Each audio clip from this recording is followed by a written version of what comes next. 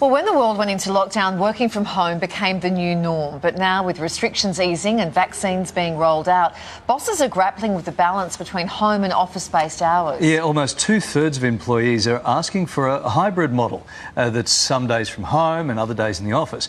But with 1 in 4 businesses reporting a drop in productivity when using remote staff, employers say the best of both worlds may not be achievable. This is interesting, isn't it? Everybody's talking about it. So as we're forced to rethink and reimagine the traditional office setting, what will the workforce look like in the future? For more, we welcome futurist and author Michael McQueen. Hello, Michael. Good morning. Hey, Okay, let's have a look at what's happening overseas. First up, Germany is planning on giving employees the legal right to work from home. Yes, this Any happened. chance that might happen here? Yes, this was like a November ruling over in Germany. The idea was that they realised there'd be a gap between what employers wanted and what employees wanted, so they wanted to have legal protection. It's unlikely it'll happen here, but we'll need guidelines because there really is a significant gap here in terms of what employers want and employees want. And I think it's going to be really interesting to watch unfold.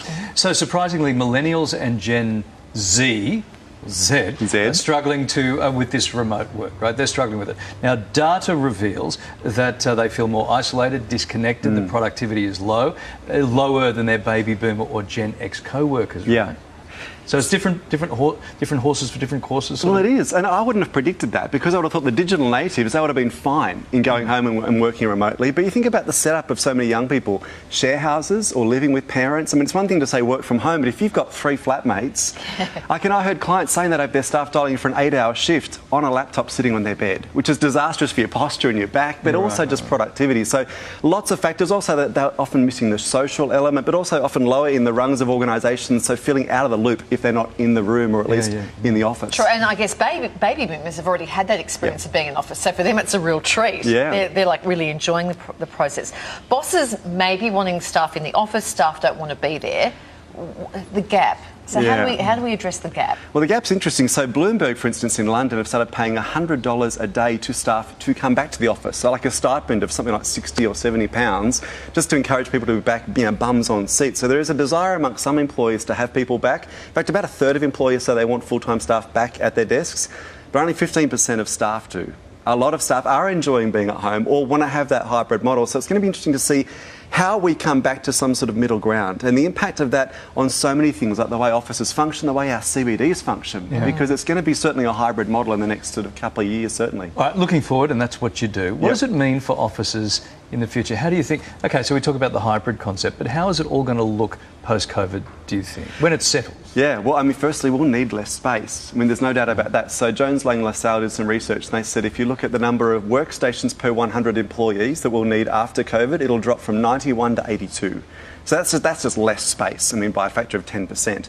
But also what we'll use that space for in offices is likely to change. But you think about the impact, even just walking to the studios this morning, cafes, florists, retailers, less foot traffic. Like it does change the very economics and function of our CBDs. The guys selling the sandwiches, people aren't in the office, they're not buying their lunch.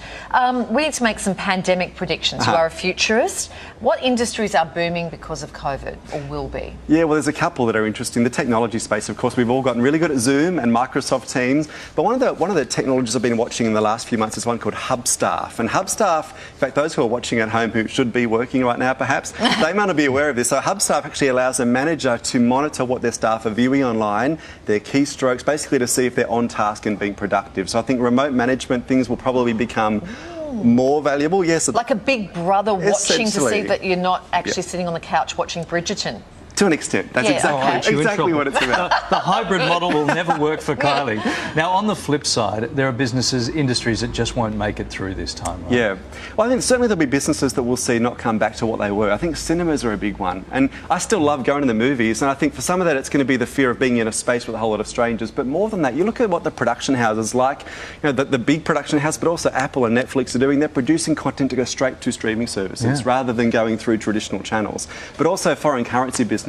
We won't travel with cash because most of us are not using cash anymore. Tap and go is everything. So all those currency exchange places in shopping centres will likely struggle after this. And you wouldn't want to be Mm-hmm. holding a whole bunch of commercial real estate either. Probably not. Yes. So sell up.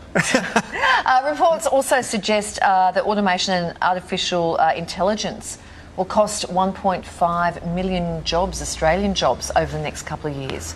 What do you reckon, Michael? Yeah, that's cheery news, isn't it? On top of everything else we've experienced. Well, I mean, the technology companies that are producing this data, of course, have essentially a barrier to push. But beyond that, there is no doubt that automation will change the labour market. But most of the modelling being done around the world, certainly by the group on McKinsey's and Boston Consulting Group, would say we'll probably see some jobs disappear, but a whole lot of other new jobs come online. So it'll be the new skills we'll need, but also we'll see a return to really human stuff being important, like creativity, empathy, intuition, judgment. Computers can't do that and probably won't be able to do that for a very long time. And so how do you build those sort of skills? That's where the game's going to be at. Some co-hosts can't even do that.